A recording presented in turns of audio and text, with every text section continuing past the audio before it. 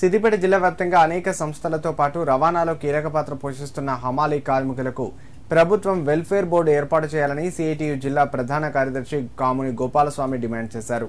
గ్రామాలలో ఐకేపీ సెంటర్లలో రైతుల వద్ద నుండి హమాలీ కూలీ వసూలు చేయడం వల్ల రైతులకు హమాలీ కార్మికులకు గొడవలు జరుగుతున్నాయని, ఇందుకోసం కూలీ రేట్లను ప్రభుత్వమే నిర్ణయించి చెల్లించే విధంగా చర్యలు తీసుకోవాలని కోరారు.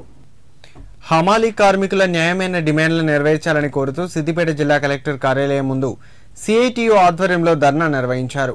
అనంతరం కలెక్టర్ కార్యాలయంలో ఏవో రెహమాన్కి వినతి పత్రం అందజేశారు.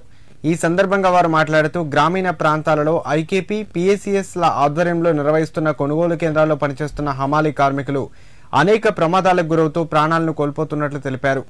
మరికొందరు కాళ్ళు చేతులు విరిగి అంగవైకల్యం బారిన పడుతున్నారని, వీరికి ఎలాంటి సామాజిక భద్రత లేకపోవడంతో కుటుంబాలు వీధిన పడుతున్నాయని ఆవేదన వ్యక్తం చేశారు. ఇప్పటికైనా ప్రభుత్వం అన్ని రకాల హమాలీలకు గుర్తింపు కార్డులు, 2 జతల యూనిఫామ్లు, పిఎఫ్, ఈఎస్ఐ, ప్రమాద బీమా, ఇన్సూరెన్స్ సౌకర్యాలు కల్పించాలని డిమాండ్ చేశారు.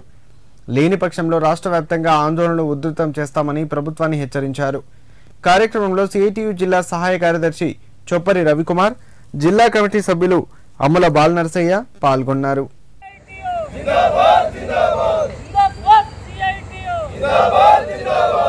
హమాలీ కార్మికులకు వెంటనే ఏర్పాటు చేయాలి.